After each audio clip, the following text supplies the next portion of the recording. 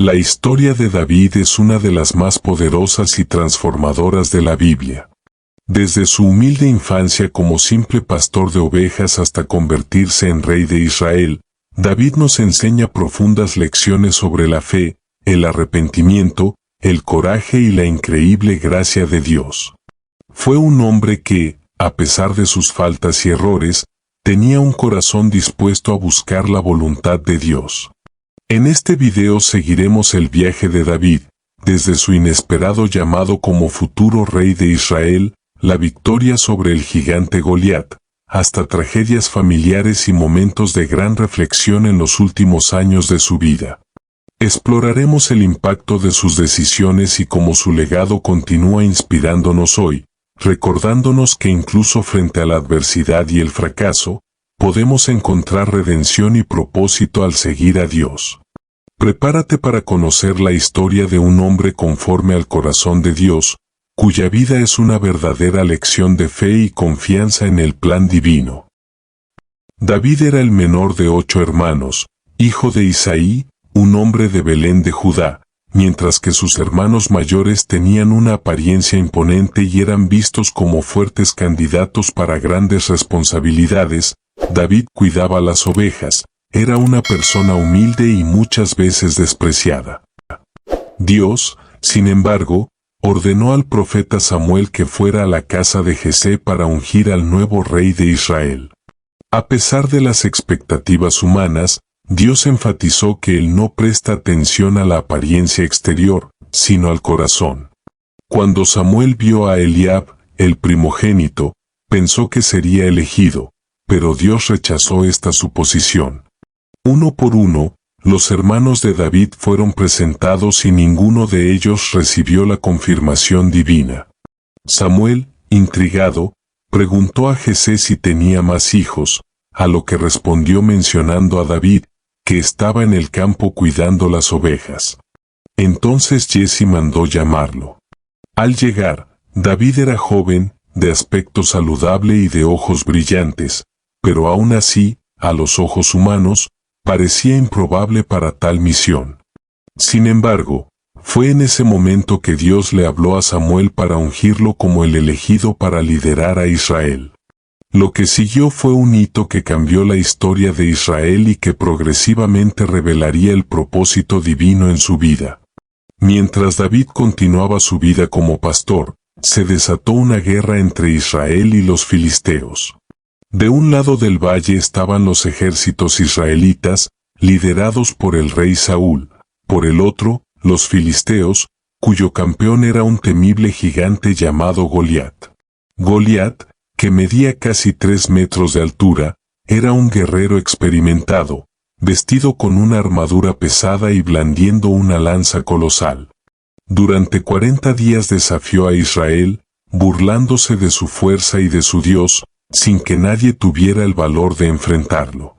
David, enviado por su padre para llevar provisiones a sus hermanos en el campo de batalla, escuchó las burlas de Goliat. Indignado, se preguntó, ¿quién es este filisteo incircunciso que desafía a los ejércitos del Dios vivo? Y las palabras que habló David llegaron al rey Saúl, quien mandó llamarlo. A pesar de su apariencia frágil y la incredulidad que lo rodeaba, David estaba decidido. Le recordó a Saúl cómo había matado leones y osos mientras protegía las ovejas de su padre, y dijo con convicción, «El Señor, que me libró de las garras del león y del oso, me librará de la mano de este filisteo». Saúl, de mala gana, permitió que David fuera a la batalla y le ofreció su propia armadura.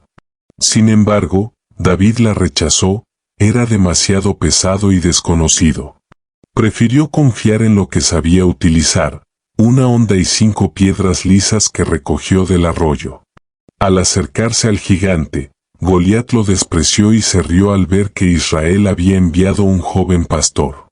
Pero David, con firmeza, respondió: «Tú vienes contra mí con espada, lanza y jabalina, pero yo vengo contra ti en el nombre del Señor de los ejércitos, el Dios de los ejércitos de Israel, a quien tú has desafiado». Sin dudarlo, David corrió hacia Goliat, blandió su honda y arrojó una piedra. Golpeó al gigante en la frente con tal precisión que éste cayó al suelo. David corrió hacia él, sacó la espada de Goliat y con ella le cortó la cabeza, simbolizando la victoria total sobre el enemigo.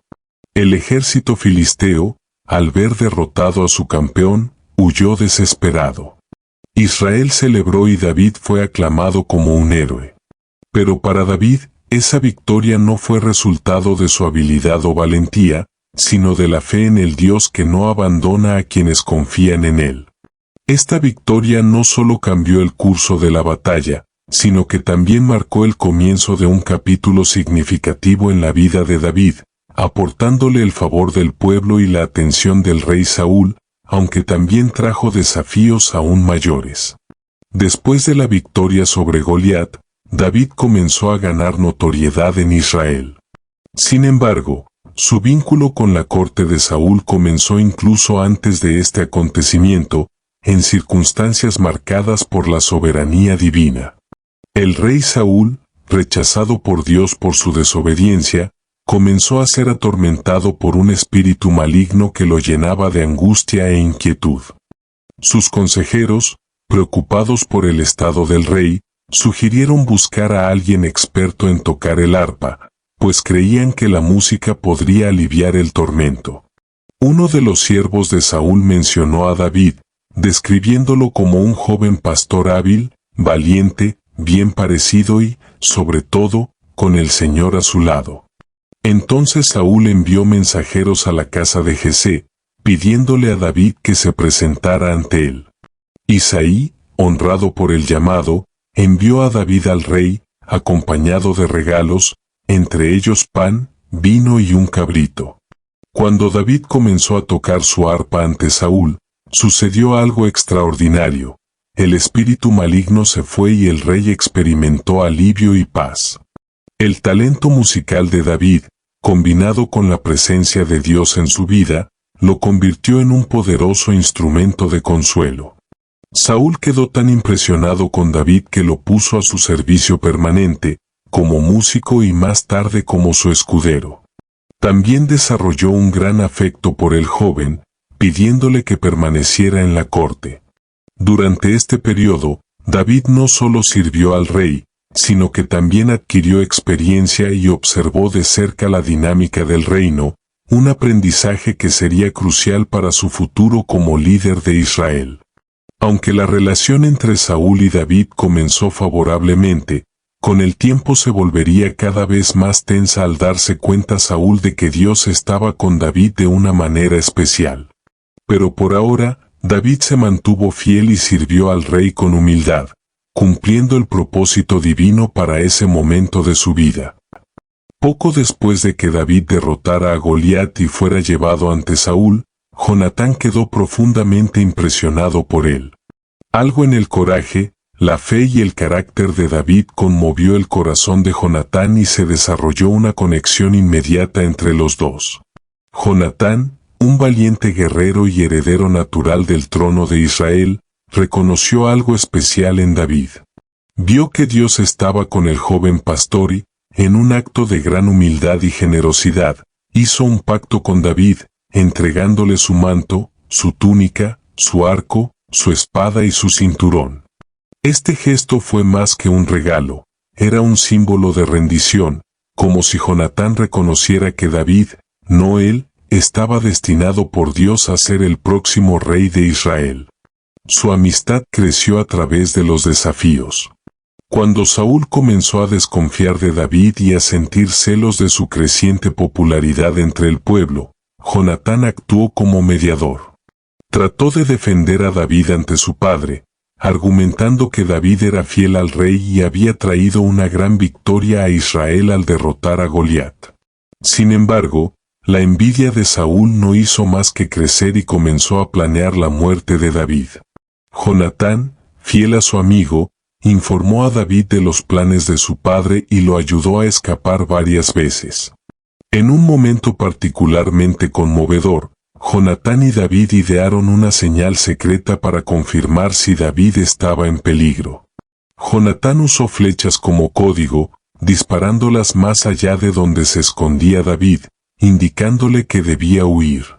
Antes de despedirse, los dos renovaron su alianza, prometiendo protegerse mutuamente y a sus respectivos descendientes, sin importar lo que les deparara el futuro. Con lágrimas y palabras de despedida, reafirmaron su compromiso de fidelidad.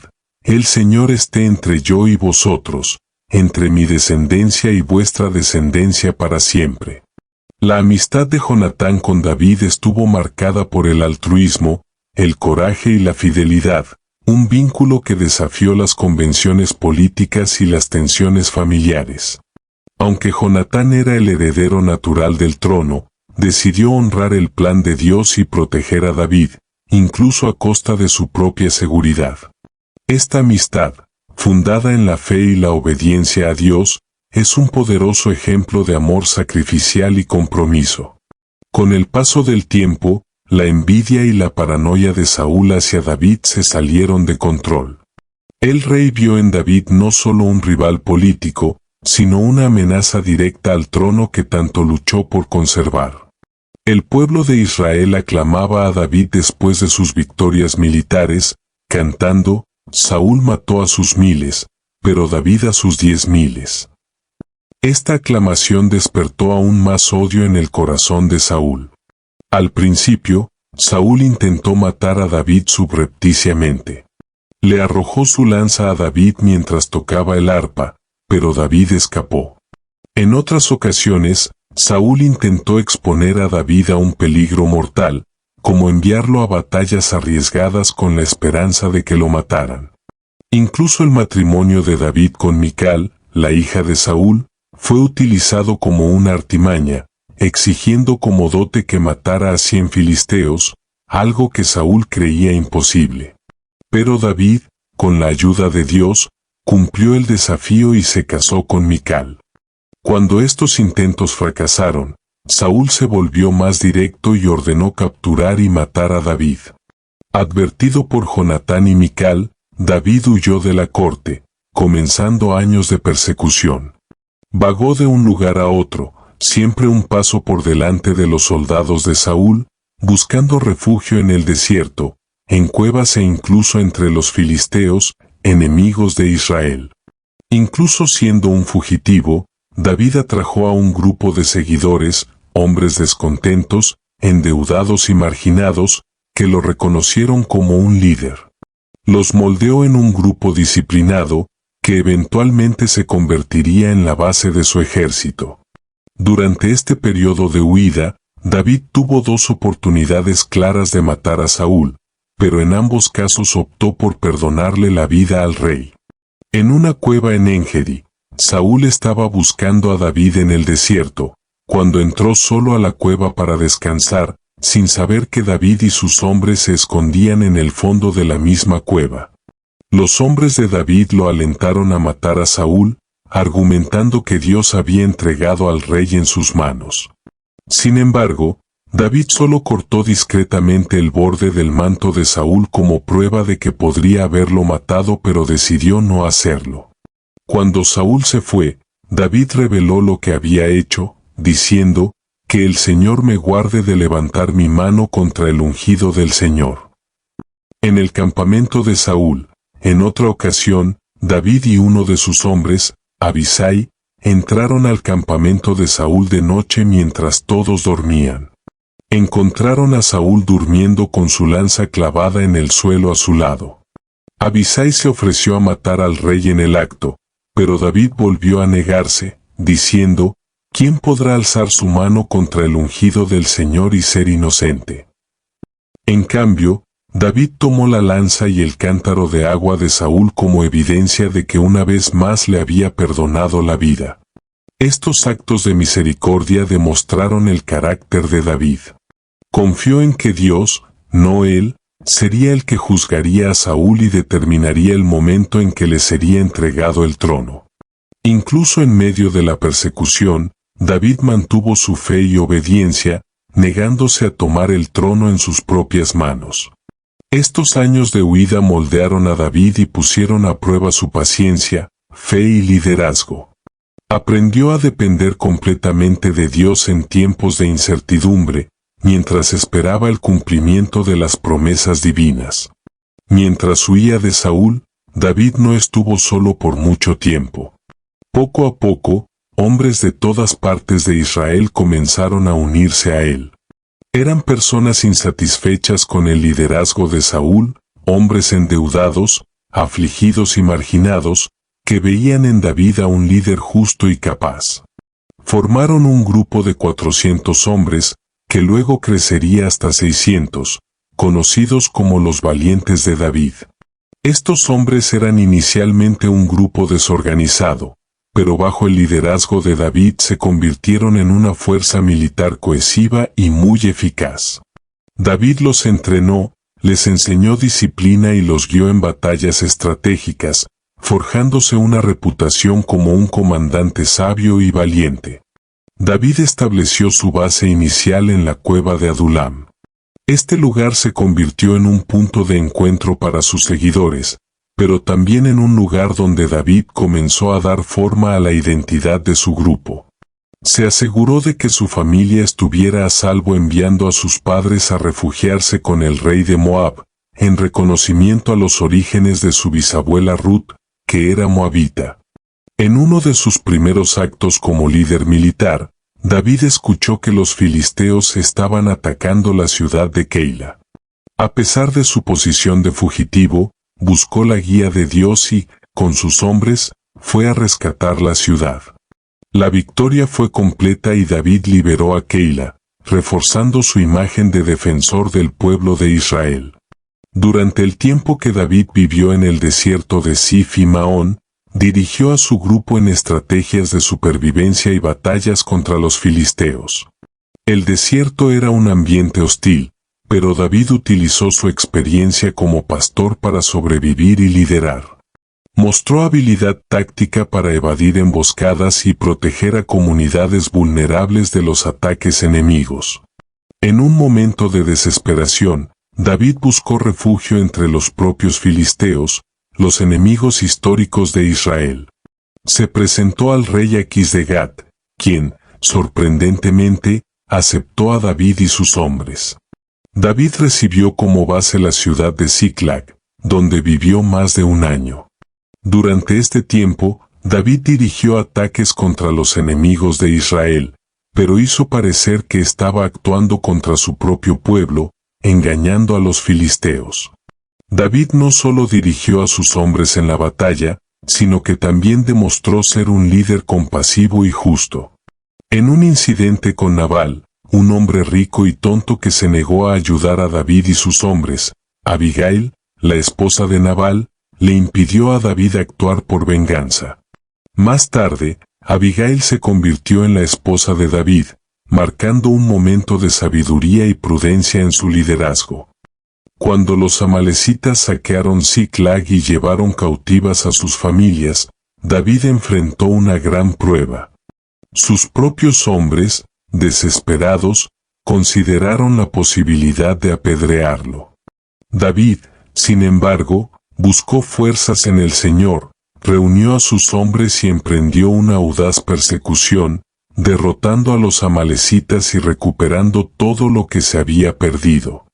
Estos años de exilio y liderazgo moldearon a David no solo como un guerrero, sino también como un líder espiritual y político. Aprendió a confiar en Dios en medio de los desafíos, a proteger a los oprimidos y a establecer una base de seguidores fieles que estarían a su lado cuando finalmente se convirtiera en rey. El carácter, la misericordia y la capacidad de David como líder durante este tiempo lo convirtieron en un hombre respetado, admirado y temido, preparándolo para el papel de rey de Israel. Los años de persecución de David por parte de Saúl llegaron a un final trágico y notable. Durante una batalla contra los filisteos en el monte Gilboa, el ejército de Israel fue derrotado. Saúl, herido y rodeado de enemigos, se negó a ser capturado vivo. Cayó sobre su propia espada, quitándose la vida, y sus hijos, incluido Jonatán, murieron en la batalla. Cuando David recibió la noticia de la muerte de Saúl y Jonatán, reaccionó con profunda tristeza. A pesar de todo lo que Saúl le había hecho, David lamentó la pérdida del rey y de su amigo más querido. Compuso un cántico de lamentación, conocido como el Canto del Arco, ensalzando la valentía de Saúl y la amistad de Jonatán. ¿Cómo han caído los valientes en medio de la batalla? Jonatán yace muerto en tus alturas. Estoy angustiado por ti, mi hermano Jonatán, eras muy querido para mí. Después de la muerte de Saúl, David consultó al Señor sobre su siguiente paso. Se le ordenó ir a Hebrón, donde fue ungido rey sobre la tribu de Judá. Mientras tanto, Is-Boset, uno de los hijos supervivientes de Saúl, fue proclamado rey sobre las otras tribus de Israel, bajo la influencia de Abner, comandante del ejército de Saúl. Durante los años siguientes, hubo una guerra civil entre los seguidores de David y los de Is-Boset. David, sin embargo, siguió siendo paciente y justo, y poco a poco se ganó el apoyo de las tribus de Israel. La transición al trono estuvo marcada por intrigas y tragedias, incluida la deserción de Abner al lado de David y su posterior muerte a manos de Joab, comandante del ejército de David. Con la muerte de Is-Boset, las tribus restantes de Israel finalmente reconocieron a David como rey. Se reunieron en Hebrón e hicieron un pacto con él, diciendo: «Somos tus mismos huesos y tu carne». En el pasado, aun cuando Saúl era rey, eras tú quien guiaba a Israel en sus campañas. Y el Señor te dijo: «Pastorearás a mi pueblo Israel, y serás un líder sobre Israel». David fue ungido rey de todo Israel, unificando las tribus y estableciendo un reino centralizado. Su ascensión al trono fue el cumplimiento de la promesa que Dios le había hecho años antes, cuando fue ungido por Samuel. Poco después de convertirse en rey de Israel, David conquistó Jerusalén, una ciudad estratégicamente ubicada que se convirtió en la nueva capital del reino. La llamó Ciudad de David y la convirtió en el centro político y espiritual de Israel. El reinado de David marcó una nueva era para Israel. Unificó las tribus, derrotó a los enemigos circundantes y estableció un gobierno fuerte y centralizado. Bajo su liderazgo, Israel comenzó a florecer como una nación poderosa, siendo David reconocido no solo como un gran líder militar sino también como pastor de su pueblo, tal como Dios lo había designado. Después de ser coronado rey de todo Israel, David buscó consolidar el reino, tanto militar como espiritualmente. Uno de sus primeros grandes actos fue la conquista de Jerusalén, un objetivo estratégico y profundamente simbólico. Jerusalén, también conocida como Jebús en aquella época, estaba habitada por los jebuseos, un pueblo cananeo que había resistido la conquista israelita durante los días de Josué. Situada en una posición geográficamente ventajosa, con valles profundos y pendientes pronunciadas a su alrededor, la ciudad se consideraba casi impenetrable. Los jebuseos, confiados en la fortaleza de su fortaleza, se burlaron de David, diciendo: «Nunca entrarás aquí, incluso los ciegos y los cojos pueden defenderte contra ti». Sin embargo, David no se dejó intimidar. Vio a Jerusalén como un lugar ideal para establecer la capital de su reino unificado. La ciudad estaba en la frontera entre Judá y las tribus del norte, lo que la convertía en un punto políticamente neutral. Además, Jerusalén aún no estaba controlada por ninguna tribu israelita, lo que reforzaba su idoneidad como símbolo de unidad nacional. David ordenó a sus hombres que atacaran la ciudad utilizando un sistema de túneles de agua, posiblemente el sistema conocido como túnel de Siloé, que permitía el acceso a la fortaleza. El plan tuvo éxito y Jerusalén cayó en manos de David. David hizo de la ciudad su nueva capital y la llamó Ciudad de David. Inmediatamente comenzó a fortificarla, ampliando las murallas y estableciendo allí su residencia real. La elección de Jerusalén como capital no fue solo una decisión militar o política, sino también espiritual. Más tarde, David llevó el Arca de la Alianza a Jerusalén, simbolizando la presencia de Dios en el centro del reino. Esto marcó a la ciudad como el corazón espiritual de Israel. Bajo el reinado de David, Jerusalén se convirtió en el punto de reunión de todas las tribus de Israel. La ciudad era un recordatorio del propósito divino para el pueblo, ser una nación unificada bajo el liderazgo del Señor, con un rey fiel al pacto. La conquista de Jerusalén fue más que una victoria militar, fue un hito en la historia de Israel. Transformada de una fortaleza enemiga a la ciudad más importante del reino, Jerusalén llegó a tener un significado eterno para el pueblo de Dios. No solo representó la fuerza y la unidad de Israel, sino que también se convirtió en el lugar donde Dios manifestaría su presencia, con implicaciones que resonarían en tiempos futuros. Después de establecer Jerusalén como capital política de Israel, David tomó una decisión que reforzaría su papel como líder espiritual de la nación: llevar el Arca de la Alianza a la ciudad. El arca era el máximo símbolo de la presencia de Dios entre el pueblo, un objeto sagrado que había acompañado a Israel desde el desierto y guardaba los mandamientos de Dios dados a Moisés. David quería que Jerusalén fuera no solo el centro político del reino, sino también el corazón espiritual de Israel. Para lograrlo, el arca necesitaba ocupar un lugar destacado en la ciudad, reforzando que Dios era el verdadero rey y guía de la nación. David organizó una gran procesión para transportar el arca de Kiriat Jearim a Jerusalén.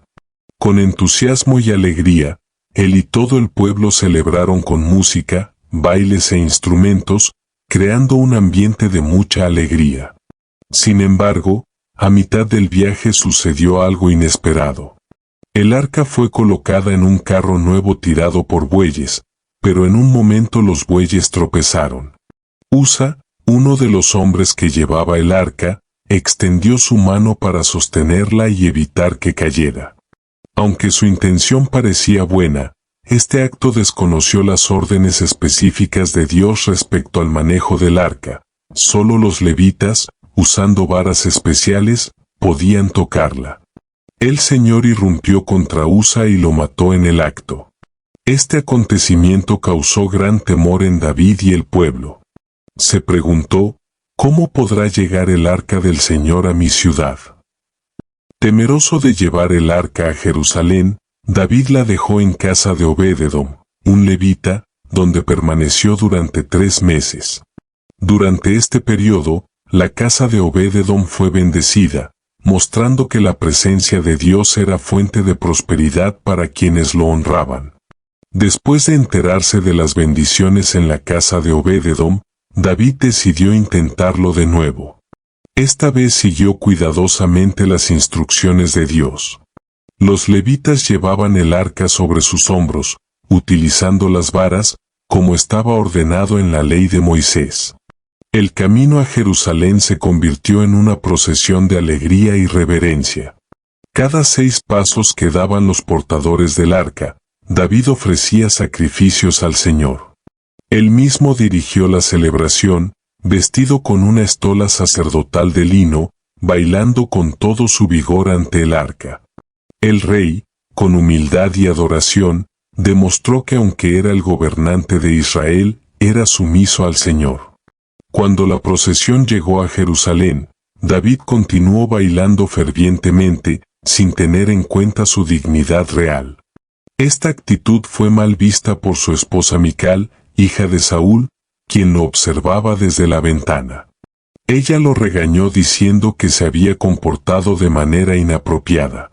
David, sin embargo, respondió: «Fue ante el Señor que bailé, y seré aún más despreciable ante mis propios ojos».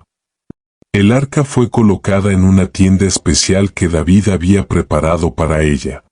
Ofreció más sacrificios y distribuyó pan, carne y tortas de pasas a la gente, convirtiendo la ocasión en una gran celebración comunitaria. Llevar el arca a Jerusalén simbolizó el compromiso de David de colocar a Dios en el centro de la vida de Israel.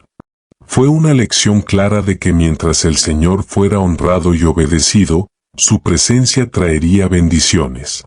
La reverencia y humildad de David contrastaron con el juicio sobre Usa y las críticas de Mical, reafirmando que la relación con Dios requiere santidad, gozo y sumisión.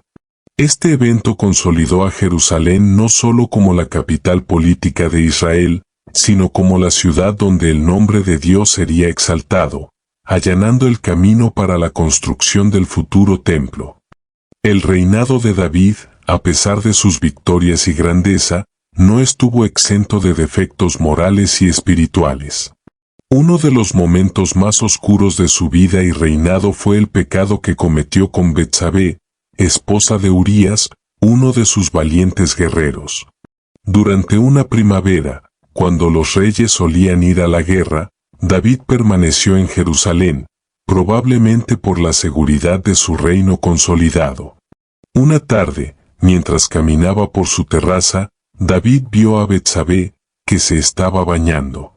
La Biblia describe a Betsabé como de hermosa belleza, lo que atrajo la mirada de David. Ordenó que se la trajeran y, en un momento de deseo y debilidad, entabló una relación con ella, a pesar de saber que estaba casada con Urías, un soldado leal a David que estaba en guerra con el ejército de Israel. Después de un tiempo, Betsabé envió un mensaje a David informándole que estaba embarazada. David, temiendo las consecuencias públicas de un escándalo, trató de ocultar su pecado. Llamó a Urías del campo de batalla y le ofreció la oportunidad de descansar en casa y reunirse con su esposa, con la esperanza de que pensara que el niño era suyo. Sin embargo, Urías demostró una lealtad impresionante y se negó a regresar a casa, diciendo: «El arca, Israel y Judá están muriendo en las tiendas, ¿y debo entonces entrar en mi casa a comer y beber, y acostarme con mi mujer? ¿Cómo vive el Señor, y cómo vive tu alma? Vivir, que no haré tal cosa». Urías se negó a disfrutar de las comodidades del hogar mientras sus compañeros soldados estaban en el campo. David, al ver que su intento de ocultar su pecado había fracasado, decidió tomar medidas más drásticas. David, en su desesperado intento por encubrir su adulterio, escribió una carta a Joab, el comandante del ejército, indicándole que colocara a Urías en la primera línea de la batalla más feroz, donde probablemente moriría.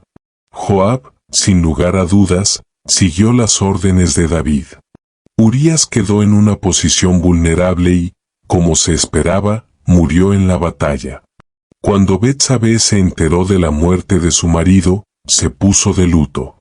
Después del periodo de duelo, David la llevó a su palacio y la tomó por esposa, y ella dio a luz un hijo. Probablemente David creía que sus acciones estaban ocultas, pero el Señor no estaba satisfecho con sus acciones. Aunque David trató de ocultar su pecado, Dios lo sabía todo. El Señor envió al profeta Natán para confrontar a David. Natán le contó a David una parábola que hablaba de un hombre rico que, teniendo muchas ovejas, le robó la única oveja a un hombre pobre para ofrecerle un banquete. David, indignado por la historia, exclamó: «Este hombre merece la muerte». Entonces Natán lo miró a los ojos y dijo: «Tú eres ese hombre». El profeta explicó que David, como tenía muchas esposas, había tomado a la esposa de Urías y, para encubrir su pecado, había hecho matar a su marido. Natán reveló que debido a sus acciones, David sufriría graves consecuencias, pero Dios también le ofrecería perdón, ya que David se arrepintió profundamente.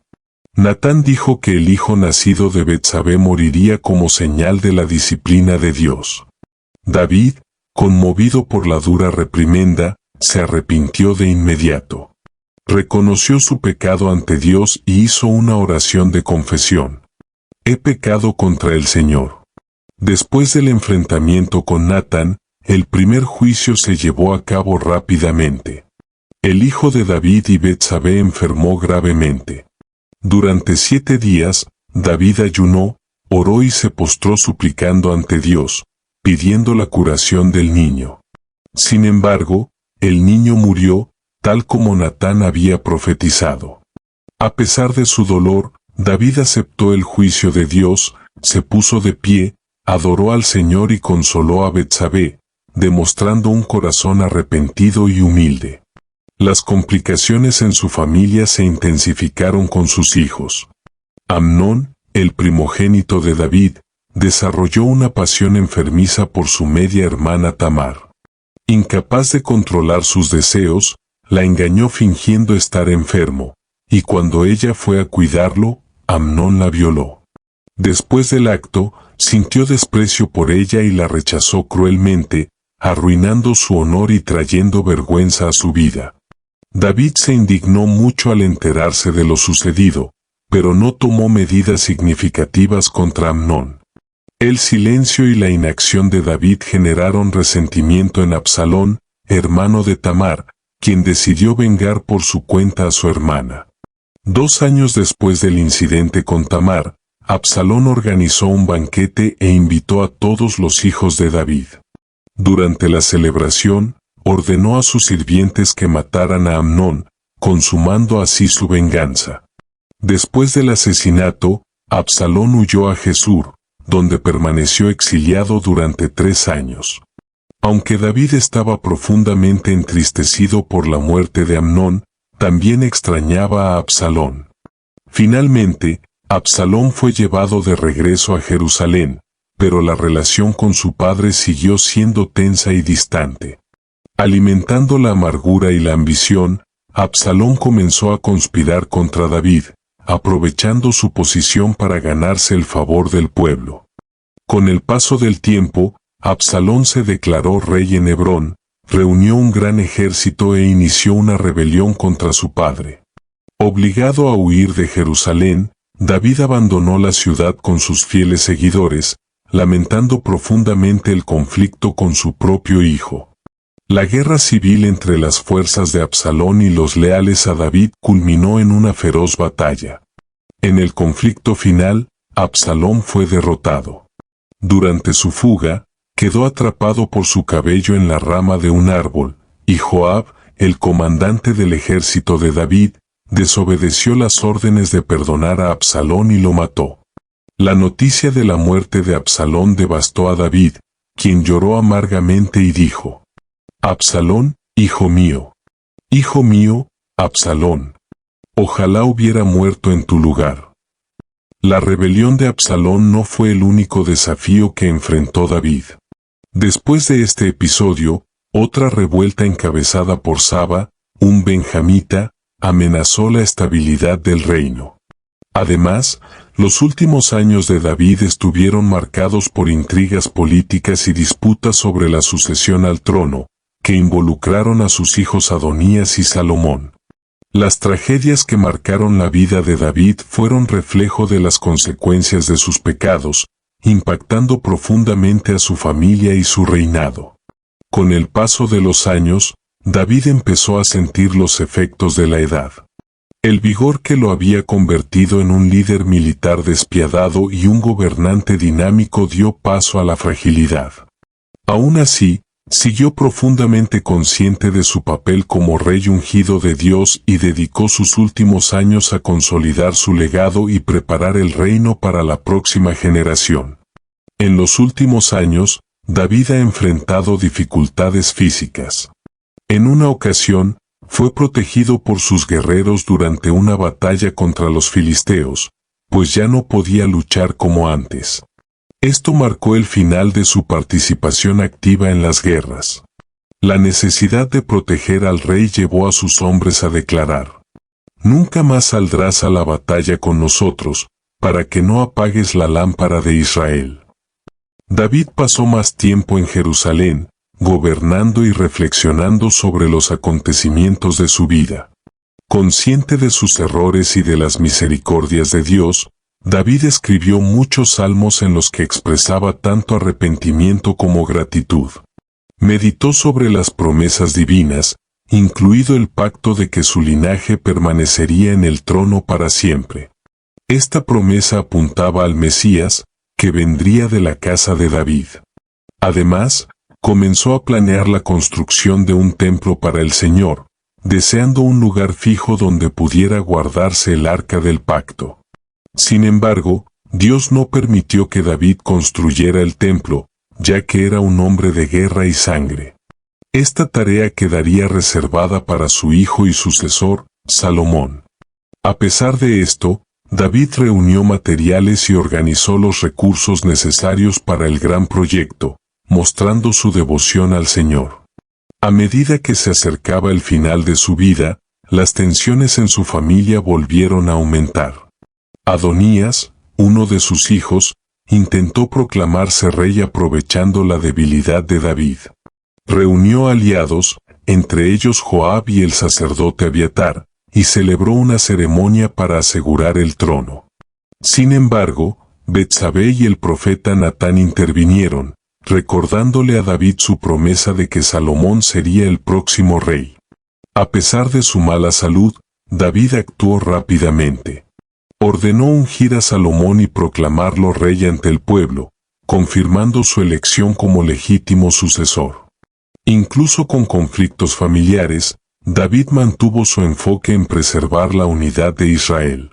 Llamó a líderes y asesores para organizar la transición de poder y guió a Salomón sobre cómo gobernar sabia y justamente sin dejar de ser fiel a los mandamientos del Señor.